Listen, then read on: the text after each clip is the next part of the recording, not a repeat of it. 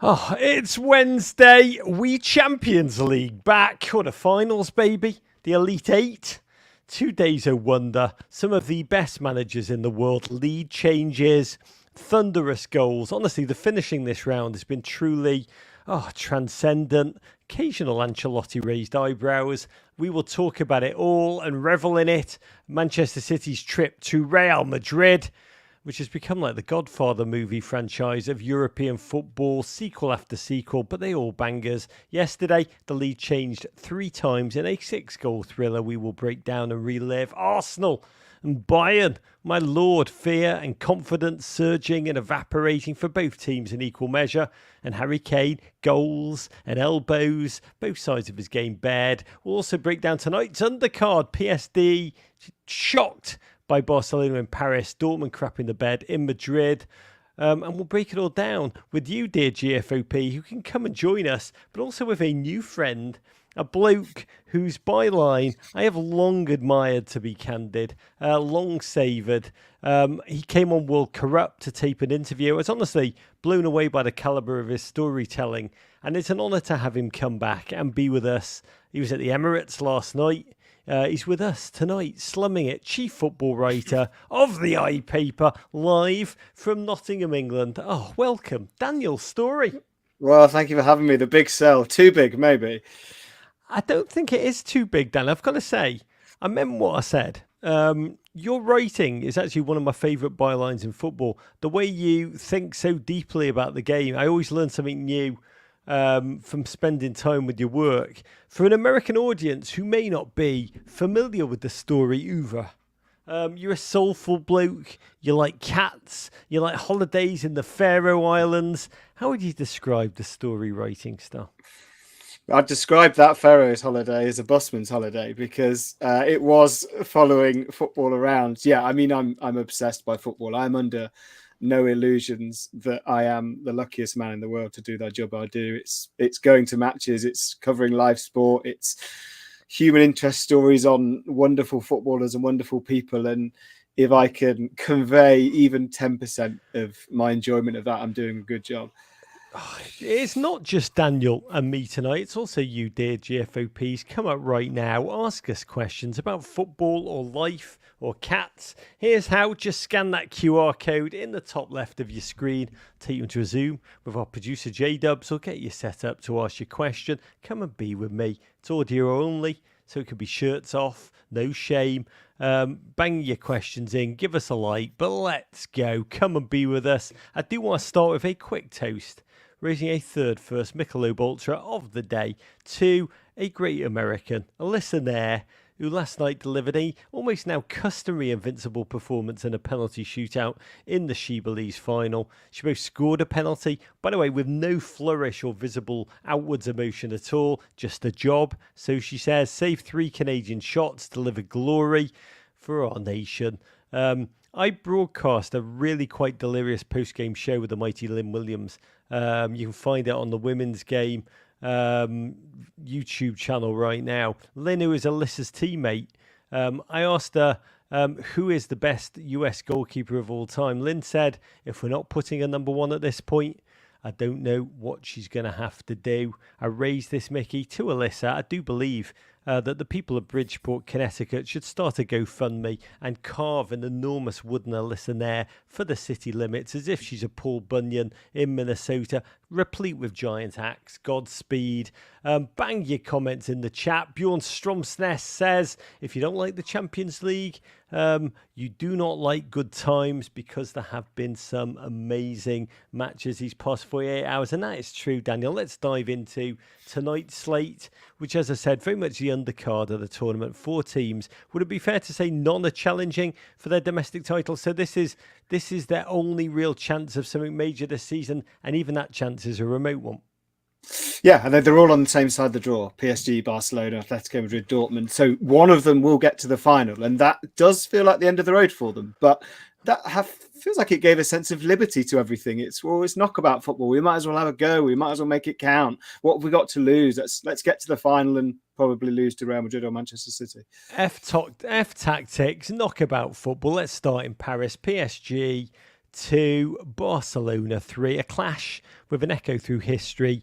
To truly understand it, go back to 2017's La Remontada, the comeback, the PSG 4-0 home win that was followed by the Neymar-induced fever dream of Barca's 6-1 win at Camp Nou in the second leg.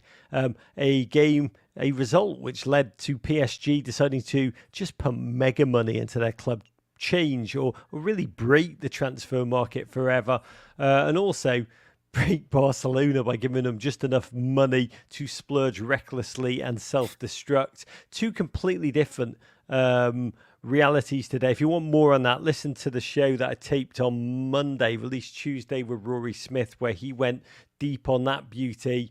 Both teams shadows of what they were. Paris Saint-Germain opened with confidence, really bled off within 15 minutes as Gundogan went deeper, started to control the game. Lewandowski's quality started to gnaw away at the PSG backline. Barcelona stifled Mbappe, seized their moment, 37th minute. Lamine Yamal, listen to this, 16 years and 272 days old.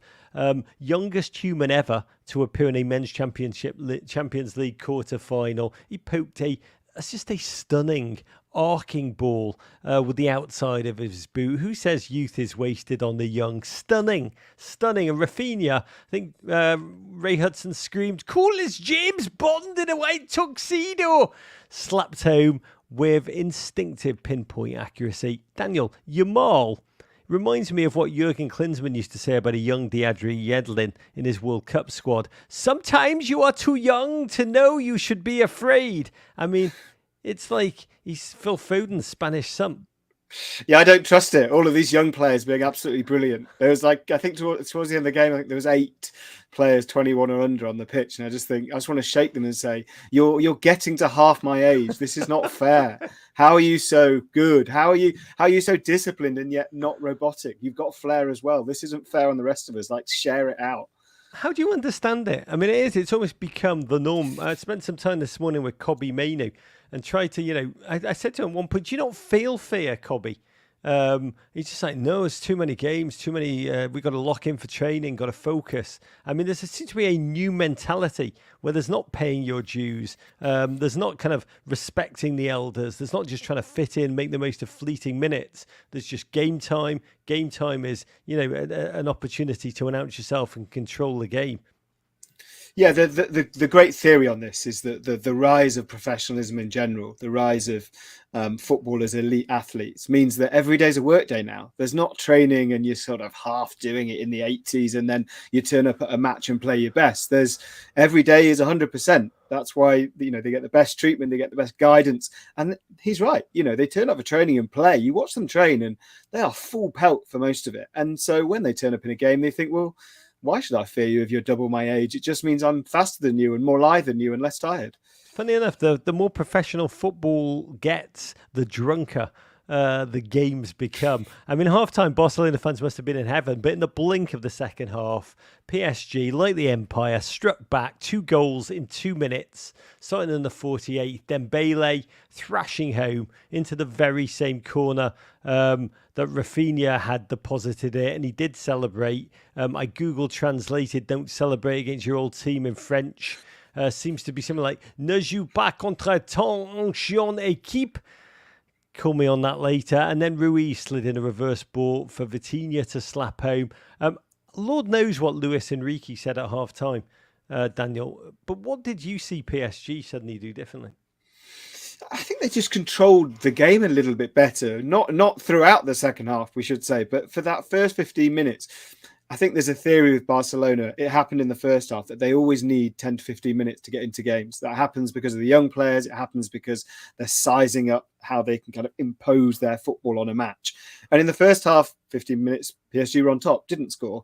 Second half, they really came out and they were at 100%. They were at full pelt.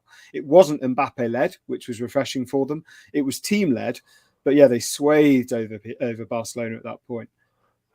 I mean, it was really, really remarkable to see. And we knew in that moment that Barcelona needed La Remontada, 2 electric boogaloo. Pedri came on First pass of the game, picked up the ball in midfield, nailed a staggering, like it was like the Masters. It was like, honestly, it was like seeing a Jordan Spieth approach shot. I mean, it was beautiful. And Rafinha, I mean, just a phenomenal run forward. The volley, the technique. I mean, Donnarumma, not his best game, if we're being honest. Probably actually for him, it was one of his best games at the moment. But I mean, he just was rooted, confused by the body shape that Rafinha made. I just screamed, "Oh my God, you learned that at Jesse Marsh's Leeds, you crafty bastard."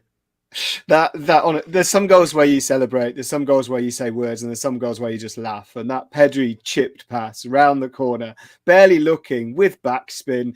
Rafinha thinks he can take a touch and then realizes he doesn't have to, because the weight of the ball, it almost stops as it gets to his foot. And yeah, just a gorgeous side volley into the bottom corner. Rafinha, by the way, his first and second Champions League goals of his career at the age of 27. A good night to do it. Then Chelsea old boy Andres Christensen lolloped on 76th minute within 60 seconds. Got his head archly onto a Gundogan corner, unmarked, made no mistake. Donnarumma just etched onto his line for PSG. First touch for birthday boy Christensen. I've got to say, pretty impressive, locked in focus to come on, do that almost immediately. Barcelona, a significant victory, mostly for their self-esteem. What did he make of it, big picture? Yeah, I think so. I mean, they will be huge favourites to go now. They looked as if they'd worked out that PSG are kind of haunted by fear at this stage of the Champions League. They know they've never won it before. They know they have to win it for this project not to be a gold-plated mess. And they identified the flaws, and the flaws were basically Mbappe not really kicking on, and then Donnarumma getting the yips. He came out for the first goal, made a mistake. He didn't come out for corners, made mistakes. Stayed on his line for this third goal, a problem. And yeah, he was poor. PSG were poor. The defence looked like they didn't have anything to counteract Donnarumma's flaws. And Barcelona will be big favourites. They will back themselves if they get through. Barcelona, Atletico Madrid, by the way. I know we're coming on to it, but that will be a heck of a spicy semi-final. Barcelona fan trick shot cooler in the chat says, "I've never gone from exuberant to completely dead inside, back on top of the world in 90 minutes ever in my life. You should try getting a 2-point deduction." Which you're quite pleased about, and then hearing there's probably going to be a 3rd points deduction incoming. It's just a different way to football. Daniel Storey, Donnarumma having the yips. Oh, man knows it's Masters Week. This man is a professional. Keep it coming in the chat. Atletico Madrid 2, Dortmund 1. Let's touch upon this game quickly. Tied it still alive. Just Dortmund found a way to hang on when they were on the edge of the cliff. A cliff edge, really, they had put themselves on through self-sabotage. Essentially, they defended like Rudy Giuliani. Really astonishing. I mean, just utterly imploded to gift the Paul the opener. I do wonder for Dortmund fans what it's like to watch that back line being pressed on the ball. Surely your whole nervous system just shuts down entirely. I mean, this is a team that beat Bayern Munich a week and a half ago. Now they look like they've never encountered a high press in their lives. They were bamboozled. They were confounded. Like, is that even legal, lads? Honestly, Daniel, it's like watching Manchester United against Brentford in March levels of ineptitude. Yeah, it's like they spent the week thinking, shall we watch videos of Atletico Madrid and how they press? Or maybe why don't we play Scrabble or darts or whatever, but definitely not watch those videos. Atletico are all they are in the Champions League. This is a big old season for Diego Simeone. Atletico have not been to a Champions League semi-final since 2017. Those were the golden years. He thinks there's one last golden year in him. He'll have been there 16 years if he sees out this contract. And, we didn't expect this at the start of the season. We thought this was yet another nothing year for Atleti, and they are full of energy, full of goals, full of Simeone's El Cholo spirit, and they're ready to bang heads together, I think. Got half an hour in the second. Samuel Lino. By the way, Dortmund has just bravely, courageously made their way into the Atleti box for what felt like the first time, but off a throw-in from around the halfway line. Yes, a throw-in. Mats Hummels and Schlotterbeck both left the ball to each other as the Benny Hill theme tune undoubtedly played in their minds. That ball bounced to Griezmann. That delicate scoop assist. Honestly, a stunning thing of beauty. Griezmann By the way, we found out this week, or many were reminded, he has 3 children, all born the same day, April 8th, all in different years. Never doubt that man's timing. Some shifts in the second half did at least make it a game. Simeone spent most of the second half trying to self-combust and get into fights, and essentially just pick a fight with anyone in a Dortmund club suit. With 10 minutes to go, former West Ham wonder Sebastian Aller pull one back. Dortmund live. Daniel Storey, tell us your big musing on this baby before we dive into the good stuff.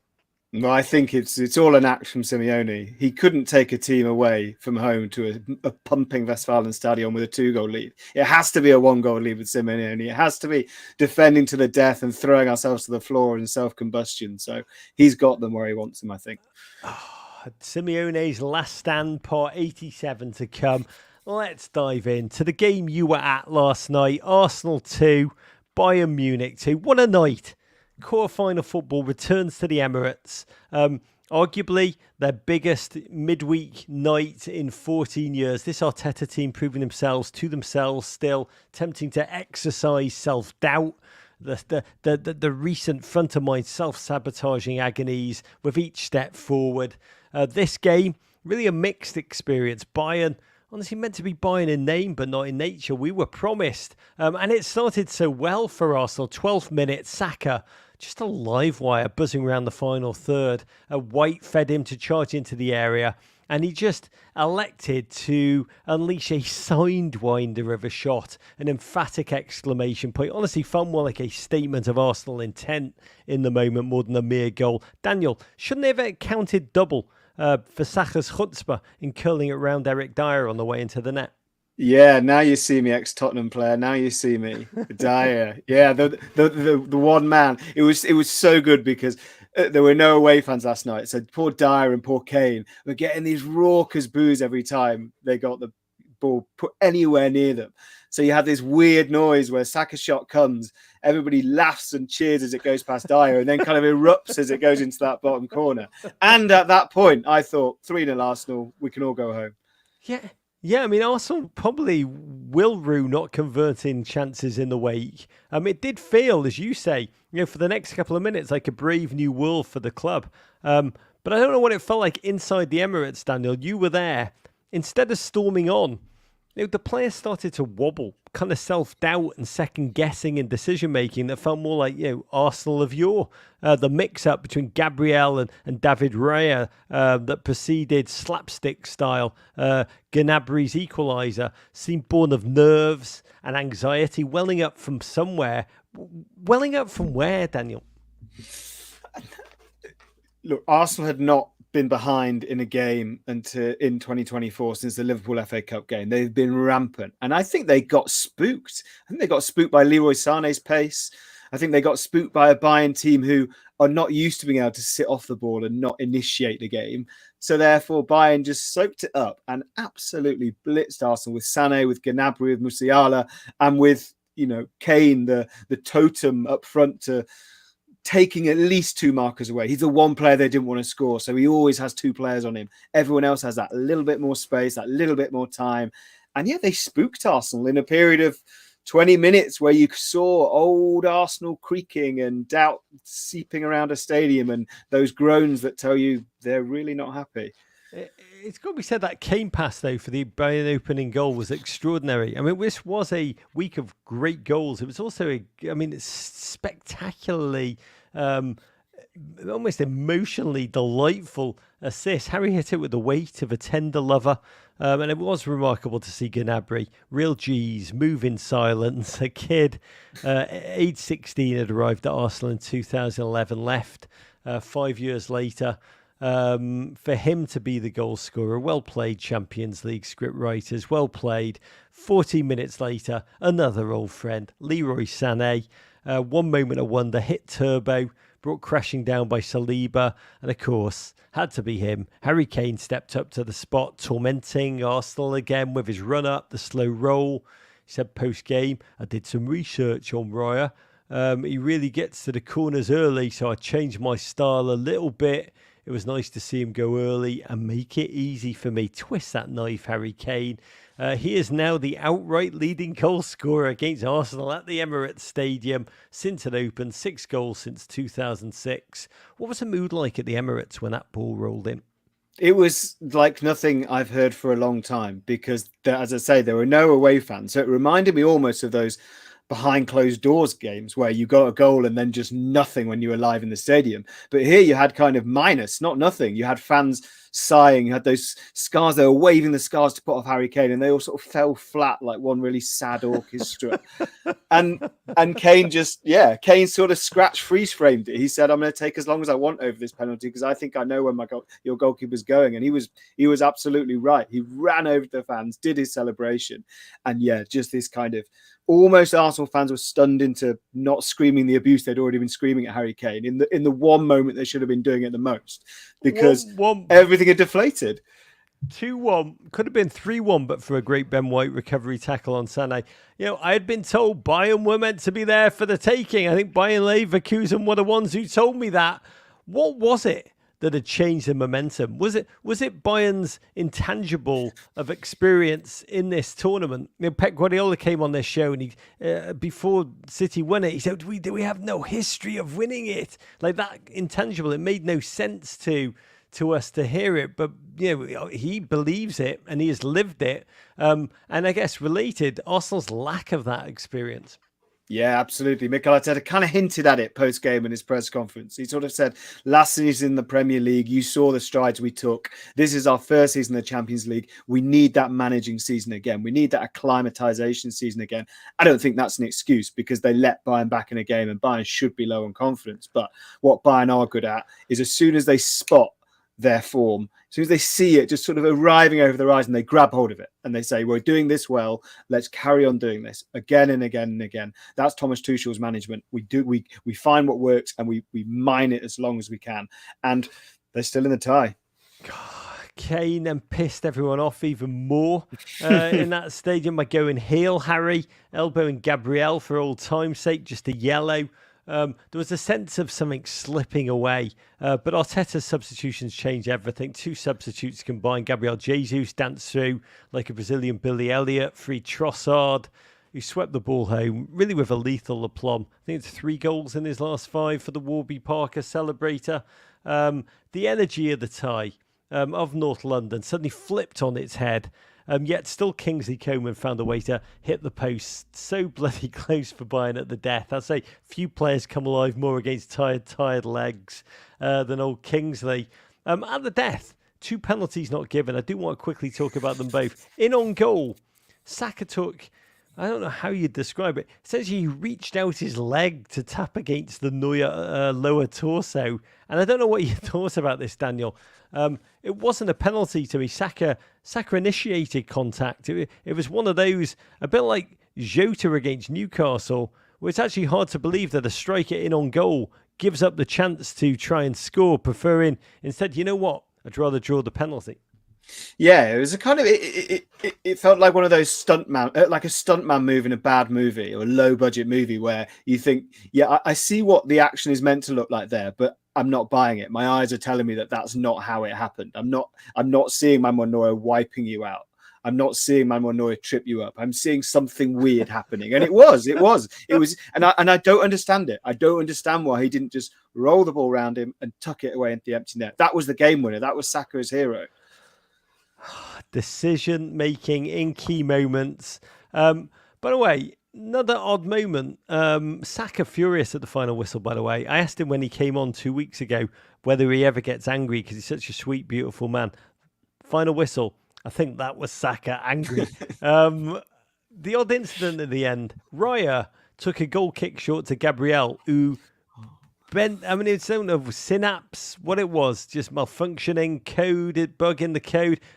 Gabriel picked the ball up like he was malfunctioning and then placed the ball down as if he was one that was meant to be taking the kick himself. Thomas Tuchel, rage post-game, said the ref had let it pass as it was, quote, just a kid's mistake.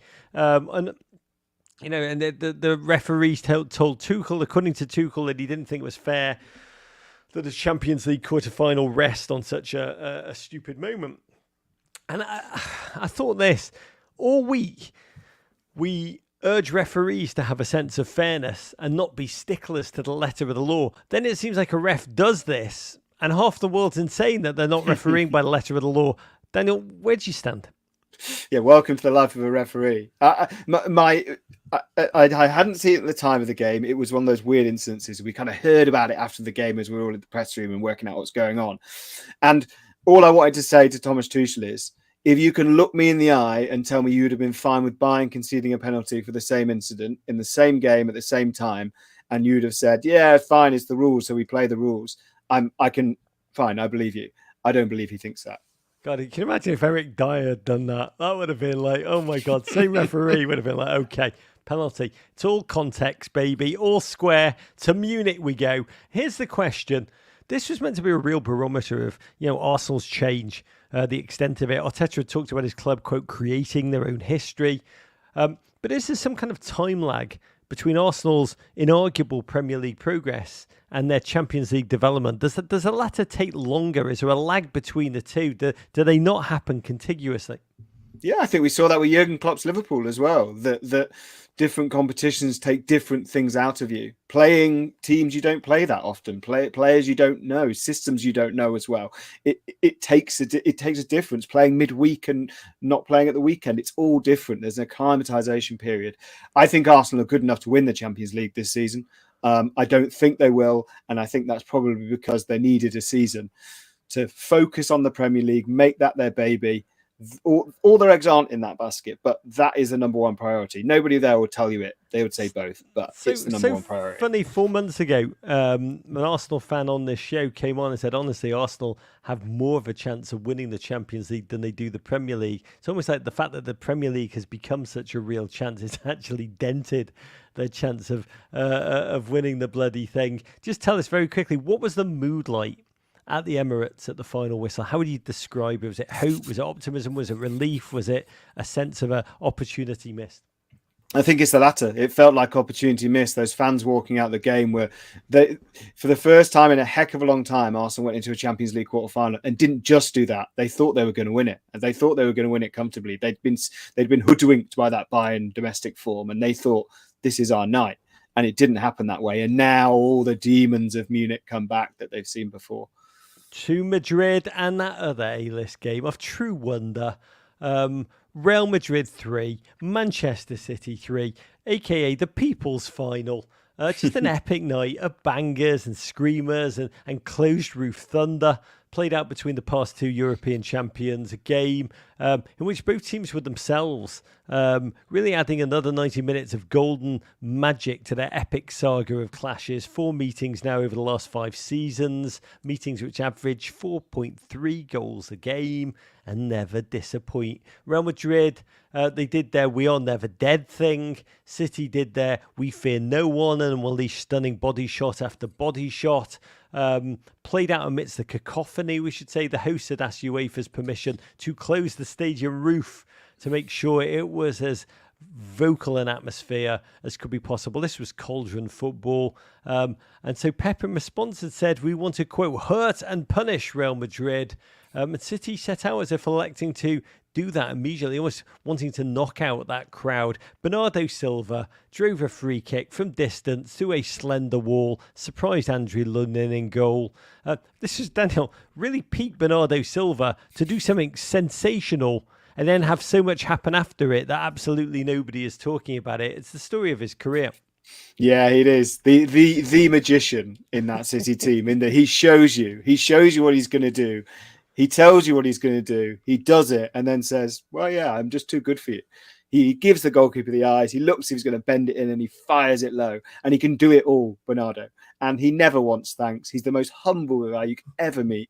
And yeah, typical that he scores and then 5 other players do the same. Do you think this part of Bernardo, it's like if I was on another team, pretty well any other team, I would be one of the top 2 players on that team and everyone would be singing my name. On City, where Pep's the star and everybody else, Haaland, there's so many above him in the affections of the crowd. Bernardo's almost, I mean, his ability, which is pinnacle, his reputation, which is subdued. Some of it is self-inflicted, but he's almost buried in the greatness that is Manchester City's pantheon. And yet, to me, strikes as the most Guardiola type player in that team. It happened exactly the same with Ilkay Gundogan. Guardiola turned into this Pep disciple on the pitch, and then Ilkay realizes, hang on, I'm really good now. I can go and be a superstar in a Barcelona team. I don't need to stay here. I'm complete. Oh my God. God bless Real Madrid. Never more dangerous than when wheezing, creaking, wobbling. Suddenly Bellingham and Vinicius charged at speed on repeat. City couldn't live with it. On the break, 2 Real goals, 2 deflections inside 114 seconds. 114 seconds. That's essentially almost as long as Yamal has been alive. One off Diash, the other off Akanji, and suddenly Real Madrid had grabbed the lead. Under the Bernabeu roof, 3 goals in 40 minutes in this game. Indoor soccer, it is the future. Winner plays Baltimore Blast. Honestly, magnificent to witness. City not rocked, but still, I mean, we said this the past month, not City, the invulnerable, the passing, oddly imprecise. Kyle Walker's covering speed, almost like in its absence, like a phantom limb. Rubberneckers started to tune in at half-time to savour City's pain in Spain. And those Rubberneckers would be quite disappointed because as the game went on, just the ferocity of facing City's potent quality seemed to degrade Real Madrid mentally and physically. Game became ever more Phil Foden's. He steps up in these moments, ready to enforce himself. Chief mischief maker. Gentoo revels in clinical carnage. 2 goals, 66 and 71st minute. First from Phil and his finger guns. The left foot, that left foot becoming just a national institution. And then Josko Gvardiol, first goal ever as a Manchester City player. And he bloody scored it at the Bernabeu. I'm going to ask you about all these goals in 1 minute. This was an odd one. The first touch a tad heavy to the side, but then he pounced upon it, and why not? Just slapped an ace around Cruz. City imperious again, taking the lead for a second time. But then Madrid popped up. Old man Modric came on for the last 15 minutes, and in an exquisite cameo. His craft, his guile changed the game. That Real third goal. It was as if, Daniel, each of the bloody goals was learning from and improving on the other. We live in this era at the moment of expected goals and stats and number crunchers and coach analysts who tell you when and where you shouldn't shoot. And then you watch a Champions League quarter final and goals go in, and you can hear those analysts tutting and saying, yeah, he shouldn't have. Okay, fair enough. He has done that, and he has absolutely spanked into the top corner. So we'll let him off this time. And there's Guardiola. He should probably pack. Okay, he's curled that one into the top corner as well. It was just, it was outrageous. And I think Federico Valverde's is arguably the best of the lot for the technique. I was going to ask you to actually order them. By the way, Vincent Kompany, he always says about his goal, the title defender. The last thing he heard before he shot the ball was Pep screaming, "Don't shoot!" I'm sure Valverde, what a footballer he is. Capping that night to make it 3-3. Just the cleanest, purest, most nipple-tinglingest strikes. Everyone losing their mind in that stadium, apart from Carlo Ancelotti in his 200th Champions League game, looking about as chill as when he managed Everton against Spurs in the FA Cup 5th round and Bernard scored a 97th minute winner, which caused him to simply blow on his cup of coffee. Real and City just trading buckets. Honestly felt like the best Champions League All-Star game ever. Daniel, 6 goals. You mentioned XG. The XG was 0.70 for Real and 0.88 for Manchester City. If you were putting these last 3 goals in order of preference, brilliance, what would you be your top 3? I think I'd had Valverde's for the pure aesthetic of the volley that stays hit and stays true long. I would put Phil Foden in second, which is unfortunate, but I've seen him do it so many times now that it's almost becoming unfair. And Gvardiol is a beautiful goal. And the only thing that takes it down is that he doesn't mean the first touch. And yet, even because Manchester City, it sets him up perfectly for this sweeping shot round the corner. And he also gave the game away. He looked surprised where it went. Phil Foden looked like he knew where it was going. I couldn't agree more. That first touch, sorry, the touch to create space. If you're listening to this, Gvardiol was just saying, it was. I've seen that. I'll just say I've seen that first touch before, and it was Dwight McNeil-esque. I want to ask you for your big picture, but before I do, can you just explain tactically a game in which both teams concede in bunches and score in bunches. I think 3 goals in 40 minutes, twice. How do you understand that? Do you just put that down to the intensity of playing these two just heavyweight teams? It just leads to sensory overload. Yeah, I think that's exactly the right definition. I think you get these games where when you're playing Manchester City, you are trying to stop the passes in behind, so you leave a little bit of extra space, and so they take shots from distance, and those shots have a little bit more time, and they nail them. And if you're Manchester City playing Real Madrid, you're scared of that high line, this high defensive line that leaves space for Vinny in behind. You get done by it once, and suddenly everybody's thinking, "Oh God, this could happen every time." It's true. I asked Diash. He came on the show last week. I asked him what he thinks about when that ball is dropped over his back, and he thought for a minute. I asked him, "Do you think Kyle's got it?" And he just laughed. But with no Kyle, I mean, it's a different game for Manchester City in every regard. Real Madrid will draw strength from the fact that they weren't torn apart as they were last year, but that was the second leg. They were ultimately dismantled and humbled. I think it was 4-0 in the second leg, right? It was 1-1 in the first game, a draw again. League 2, Haaland, has to be said, they were pocketed by Rudiger, who was immense. But for City, KDB still to come back and well on this night. Real Madrid also denied the services of Chua Amenu, out for the next game, suspended with yellow card pickup. So what happens now, Daniel? This was a game which looked as if City were going to cruise, then looked as if Real Madrid were going to Real Madrid Champions League themselves back from the dead. Ultimately, both teams look sensational in moments, but flawed. And the fact the next game is at City at home, where they've not lost in Europe since 2018. I don't want a spoiler alert, but I guess I'm saying the fact this is going to be played in a stadium without a roof, does that mean heavy advantage City? They have played, I think, the last 8 times they've drawn the first leg of a Champions League knockout tie. They've won the second leg to go through. This is City in City mode. Real Madrid will have to come back from the dead. I think City will score. We haven't heard from Haaland in a few weeks. We know this tie last year, he ended up changing the game in that second leg.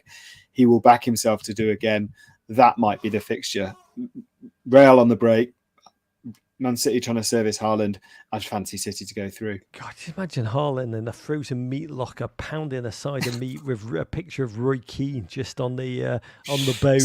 His sort of Rocky soundtrack quality. Yeah, he's ready. He's ready. He's more of a Bonnie Tyler holding out for a hero kind of guy. We will take your questions on all of this in a moment. But before we do have to dive. We do have to sully ourselves for a second. We're diving into a sewer. We're diving into, this is Turd City, about as far from the Champions League as possible, to the champions of points deductions, Everton Football Club. Just when I thought I was out, they pulled me back in. Daniel, you're a Forest fan. So we've got to touch upon fellow scapegoat and pinkle. Everton Football Club. I don't know if you know this, dear listeners, but for the second time this season, double jeopardy be damned. Everton fell afoul of the Premier League's profitability and sustainability rules which had previously never led to any club to receive a sporting sanction. A $21 million overspend led to Everton having a further 2 points deducted on top of the 10 they had knocked off that were reduced to 6 on appeal. Keep up with me here, or don't. I don't care. Our Super Silk gonna do you. There's no doubt going to be another appeal. This is going on as Forest are also appealing their own 4-point sanction. Lots to discuss. I don't want to get lost in the wormhole of football economics here, or football litigation, and the chaos that these seemingly arbitrary decisions are making for the teams. And by the way, the fans, the other teams who are battling in that lower half of the entire sense of fair competition. But in the absence of an agreed tariff of sanctions, they worked out these are the economics that if they're broken, punishments come in. But they never worked out what those punishments would be. There's no consensus on those punishments. Does it feel to you in all of this, a Nottingham Forest fan talking to an Everton fan, with Leicester's punishment being delayed till next year for reasons you understand that I don't? Manchester City, obviously, bubbling away quietly. I believe in process. I believe in back rooms. I'm sure by about 2070, We'll find out what happened. Does it all feel like it's all been a bit made up as we're going along here?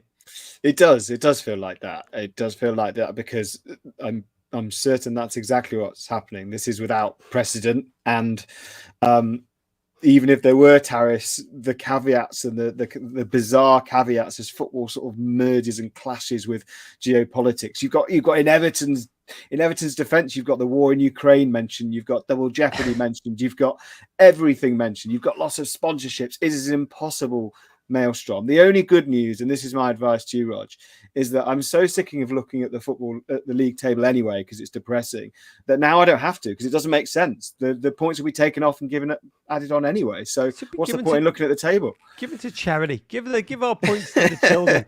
Is the honest thing. I mean, the war with Ukraine. A lot of you are wondering how the war with Ukraine affected Everton. And you're wondering whether it's because we had to accept Mykolenko as a war orphan. That is not actually the case.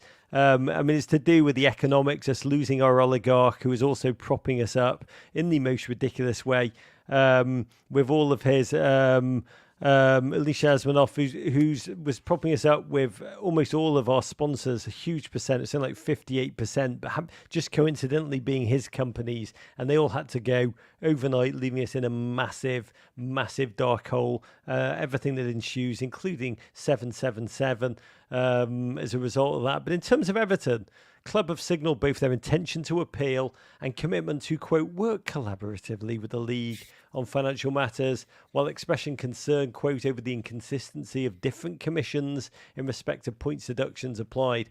I honestly think they're probably privately psyched, Daniel. 2 points. They're like, yes, that's a net one uptick of 1 on the week, and relieved. Bring on the new points deduction bounce, as you've seen at Forest. That is a thing. But there will be appeals. Are we in danger of this season's final Premier League table not being worked out until June, and then only in court? We are so close to that bleak future you would not believe. The Premier League say that the appeals will be heard by the Independent Commission. May the 24th is the date they use. Well, the season finishes on May the 19th, so that's a slightly sticky situation. I mean, yeah, there is a situation here whereby a club is relegated after the end of the season, which I think is just about the worst PR any league could have. It's like the football is like turning into like A Few Good Men, like a movie that starts off as a military thing and then ends up as a courtroom procedural. It's all just like 1 minute we're watching the football and just savoring it, the next it's just like objection, overruled. Yeah, we need a lawyer transfer window, don't we? Bite your arm off, you beautiful human being. This has been amazing. We're going to dive into your questions for a second. And a reminder of how this works here on YouTube Live. Just scan the QR code in the top left of your screen or click on the pinned comment in the chat. Bring you into Zoom with our producer. Tell you all you need to know. Do not worry, you won't be on screen. But just come on, be with us. Smash that like button. I am loving your comments tonight. I think Christina Stott, hello there, asked, can we get Ray Hudson, Andres Cantor and Peter Drury for the second leg of City, Madrid, or for PSG? But that would be like the 3 tenors combining. And actually, when Everton get relegated to the Championship, that would be quite a tasty midfield for us to begin our resurgence. But come on up, we are going to begin with an old friend. He's back. Remind us where you are. Tell us what your question is. Come on up. Mighty Joshua Youngerman. Hello. I'm here in New York. It's my day off. Thank God. How's the day off been, Josh? It's great because I can actually smoke marijuana to get me through these really tense Champions League games. Otherwise, it would be a federal crime, I think, for me to take weed into where I work. That's fair enough. Essentially, you were bringing the approach to football that Tony Hibbert practiced at Everton for about 16 long seasons, and it never did him any harm. Tell us how you're feeling. He's my spiritual guide in life. You can't go wrong. You cannot go wrong, by the way. If you follow Tony Hibbert like others follow the Dalai Lama, Joshua, you amazing human being. Just a cannabis dispensary and a large fish magazine cover away from being Tony Hibbert, Josh. Tell me, fella, how are you feeling? And what's your question for the mighty Daniel Storey? So, yeah, I think I'm the person you're referring to, talking about the Champions League might be easier but this was before our sort of rebound in form. So I just I'm curious, and like I actually do like our chances going to Bayern simply because I think this does allow us to sort of sit deep and play in the counter, which I actually think I'm not sure our approach would have changed having a lead versus sort of a draw, right? In terms of going to it sort of essentially being we're basically starting over at a 0-0 draw more or less, right? But I'm of the opinion, especially having watched Arsenal in the Champions League, and I'm not sure how both of you feel. I think we have a much better chance now winning the league. And I don't feel like our form would be inhibited in the league by, I'm not saying drop out of the Champions League, but if we were to lose the Champions League, the gulf in our form in both these leagues is so great that I think I don't know. I think we should be putting all our eggs in the Premier League basket. And I have to feel that if we were, let's say, to lose to Bayern, even, or even if we were to lose the semifinals won't matter. But if we were to lose to Bayern, right, let's say, right, in the quarterfinals, having Man City in a semifinal against Bayern Munich, having Liverpool be in the Europa League where you have the travel to Eastern Europe, I would have to say I would like our chances, especially considering the depth we have. But I don't know how both of you feel about this. Are you essentially asking? Daniel? Is there a gambit? Is there a gambit that Arteta would be thinking through about his own priorities as he faces? Yeah. I mean, I think. Do you think he's prioritizing the league over Champions League? Daniel Storey, in this stage of the season, when the exhaustion is so high, even Rodri, the invincible Rodri, is saying, "I am utterly." Yeah, he's admitting, "I am shattered." What is going on in Arteta's mind? Is there any kind of a gambit, or is it just full bore? Everything matters too much. We go again.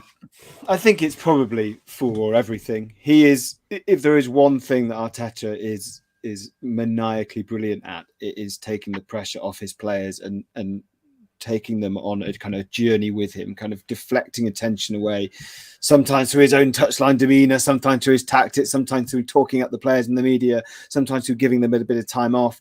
He is brilliant at that. He is way ahead of all of us in terms of planning that down the line. And there will be a plan in place for Arsenal going through, and there'll be a plan in place for them not going through. But yeah, he will see his chances. Chances to win the Champions League don't come around often. Chances to win the Premier League don't come around often. You don't give up one of them, I don't think. And I can't imagine, to be honest, Joshua Youngerman, and I've got a question for you before we let you go and move on to the next caller in a second. Yes, sir. Yes, sir. I can't believe that, knowing that Arteta needs to build up just muscle memory of experience in the Champions League, if he is ultimately on the journey that Daniel has just identified. I do believe Arteta is the kind of guy that does speak. A lot of people in football do, we're on a journey together. If you believers, come with me, that kind of stuff. Ultimately, you need to, even in defeat, you need to finish this so that lessons can be taken out of it. And the lesson can't be, we kind of just folded actually in the quarterfinal to focus on the other one. You have to be able to bring back into next year's campaign the epic story, the lessons learned in pain, suffering. We have to suffer, all that kind of stuff. So I cannot imagine that there will be any kind of prioritizing or deprioritizing. It will just at this stage just be all bore, all in. As they say in football, we go again. Okay, vamos! And see, when you do spend time in a changing room, you realize 97% of coaching is just shouting vamos really loudly in the most confident way possible, which obviously I just didn't. But Joshua Youngham, very quickly, how do you have a day off on Wednesday, baby? Have your employers not heard of a thing called the weekend? Probably. It's Eid, I think. So as a public school teacher, I'm not going to say which school I teach at, but we have it's a public federal holiday, I believe. So it is indeed. We have the day off. I thought you meant you had every Wednesday off. Let's just say Eid Mubarak. If I'm the union negotiator, right? Yeah. Just me, head of the union negotiations. The new contract, I'm negotiating Tuesdays and Wednesdays off. 3 days a week, kids learning.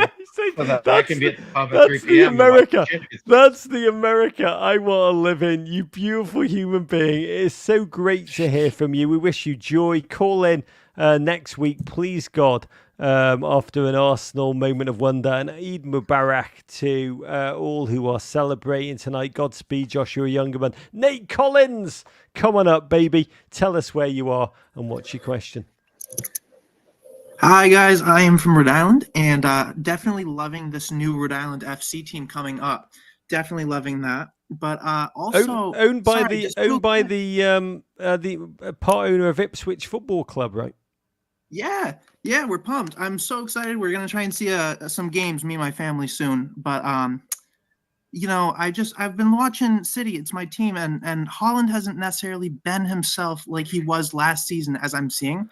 And especially after the injury, coming back from that, I haven't seen necessarily a ton of goals coming out of him, which, you can't always expect something like that. But in Champions League, going back to Manchester, do you think he might be able to turn something around? And if not, who would be your top players to look for, especially with, I'm guessing, what's his face? De Bruyne is going to be coming back probably for that game. He just had a slight sickness, right? Yeah. Well, I'm not a doctor. I've not been taking the KDB temperature.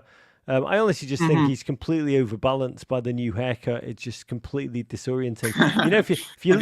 If you lose a little toe, apparently it's very, very hard to stand up. It just completely shifts your balance in an absolute way. I'm pretty sure much of KDB's melodies. But essentially, if we were English, we'd be asking Daniel Storey, because there's only two options. Erling Haaland is either scoring 5 goals a game or he's utter crap. Those are the only two possible options that there can be. So let me ask you, Daniel Storey, is Erling Haaland now? Is he a fraud? Has he been found out? Is he utterly useless? Or is there a more subtle analysis that you can bring to the table that will be revealing?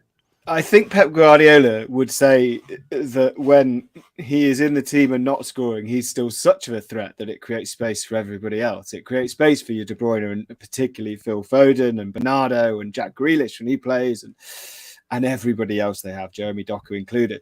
But he isn't getting the chances. It's not as if he's this itchy, sticky run started after the injury, and it started with missed chances and kind of head in hands and Haaland the robot screaming at the world that he wasn't scoring.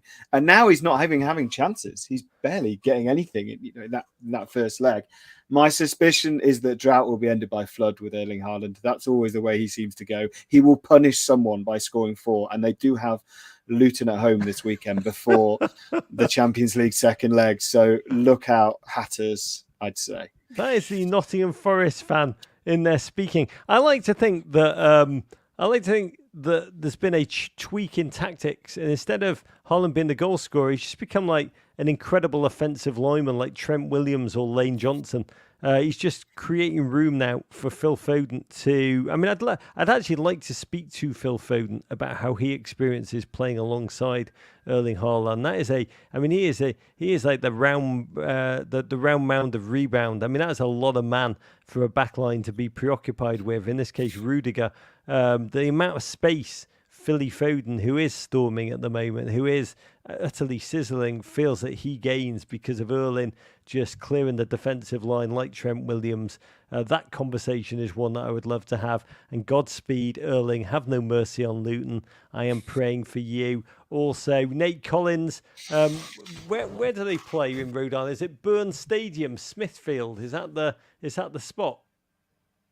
Yeah, they're playing at the university right now, but I believe they're putting in a stadium right on a river. So I don't know necessarily how we're going to get the ball back if they kick it over the fence, but I'm going to hope that that's not the case. Balls are overrated, baby. Balls are overrated. I'm pretty sure that the owner of Rhode Island, the USL club, is also a part owner of Ipswich Town, who drew tonight 0-0 in it's like a Greek epic poem of a championship run in. Godspeed to all of those human beings. Leicester, Ipswich, who I adore, revere, not just because producer J-Dubs is long suffering in on them. Obviously Leeds, Larry Nance Jr., Godspeed, praying with all of his might that they will be back. We will see. We'll just take one more question. It's from the chat. It's from Bjorn Stromsness, whom I adore. This is a great one for you, Daniel. In scrapping the away goal rule, Is that what's responsible for these just ecstatically ridiculous games? It's created just a fearlessness football, uninhibited football, instead of the cagey kind of Rafa Benitez, rather murderous, tense shit on a stick that we used to have to watch in these stages. I think the sample size is still small, is my honest answer. What we got in 3 of the ties this week is away teams taking a lead fairly early on, which always kind of brings out the guts of a home crowd, and they urge you on, and they say people have still got that away goals mentality in their heads. So as soon as the home team goes behind, they're like, we must score now. We have to take a lead away from home. I don't know. It doesn't really work like that anymore. Players are used to the stadiums they play in. The facilities are amazing. There's no old changing rooms with no lights working and no hot water. Those days are gone. But I do think there's a psychology of, if you concede early at home first, it creates a very much a chaos atmosphere. You need to drag yourself back into the game. Yeah, welcome to hell. Those days are not entirely alive and well, with the 4-ply toilet roll and a gamer chair for every player away locker room. Is that what you're saying? Yeah, I think that there's a homogeneity to away dressing rooms and to away experiences now. I mean, if you look at Manchester City, for example, they're at Real Madrid. They went there last year. They know what they're doing. They know they've got their own locker probably sorted out before they even get there. So, yeah, I don't think that factors. I don't think the psychology away goals really factors. What we've just got is 4 brilliant ties and 8 teams prepared to absolutely go at it to get through to the next stage. And if there's an early goal, it just creates this chaos where everybody feels the need to one up everybody else. I somehow still think Liverpool are going to win it. Just a reminder about everything else coming up this week at Men in Blazers World Headquarters. All of it brought to you by Michelob Ultra, superior light beer. Tomorrow, it's really a very special episode of the women's game because it's a Thursday edition of Good Vibes FC with my friend Sam Lewis and the mighty Becky Sauerbrunn. They're talking about that She Believes triumph for the ages. Not really the ages. They win it every year for the US women's national team. And coming up here on the Men in Blazers feed, a special Liga MX edition of Vamos. There, I said it a bit more confidently with Herc and ESPN's Eric Gomez. I love that man. There are those of you who are listening who do have a Liga MX team. Listen to this podcast. You will not be sorry. And a massive announcement this Saturday, 3 p.m. Eastern Time on Network NBC. I think that's the same network with Starsky and Hutch on Network NBC. That's right, Network NBC, actual bloody good television. The Men in Blazers show with Matthew McConaughey will air after the games. It is a beautiful moment. These things, when they happen, I never take them for granted. Incredible days. When football is just so joyously unfurling its way on American network television, particularly our crap. Get out the old VHS, get out your Betamaxes, make sure you're recording that beauty. Talking of beauty, Daniel Storey, you are a joyous, remarkable human being. Can you just handicap the rest of the Nottingham Forest season as you are braced to experience it before we let you go? I am desperate for it not to go down to the final day, which is what Forest managed to somehow avoid. You want them year. Relegated by then, you mean? Yeah, well, yeah, fair enough. It would calm my nerves if nothing else. No, I mean, I officially now support Nottingham. Can we get one more point than Luton Town FC, Nottingham Forest now? So it's all about that. It's just, this is the part of the season where you're watching Luton's games more than you're watching your own team's games, and that's not a position that anyone wants to be in.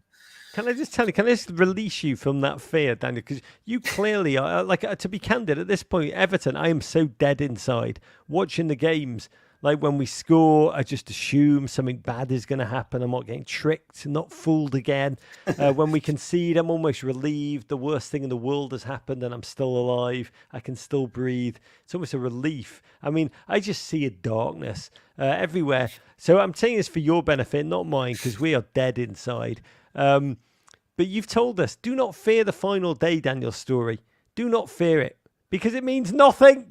This is going to go into arbitration and re-arbitration. Objection, overruled. It's going to go on to mid-June. It's the courts. It's the bloody courts that we got to fear. That is, I mean, I'm worried about democracy and the courts, but I realise right now I'm much more worried about relegation than the court system, Daniel Storey.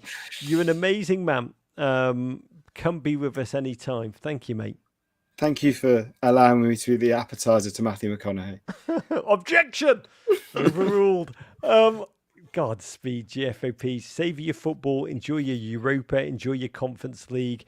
Call us 646-450-8472. Leave your questions for Friday's show, WGFOP, and we'll hit this weekend together. Let's savour every second. Oh, I've bucketed up my own phone number. I was about to boast it's the only phone number that I actually do remember off by heart, and then I went and effed it up. It's 9472. Phone us anyway. And Godspeed. Let's not take a second of watching football together for granted. Courage.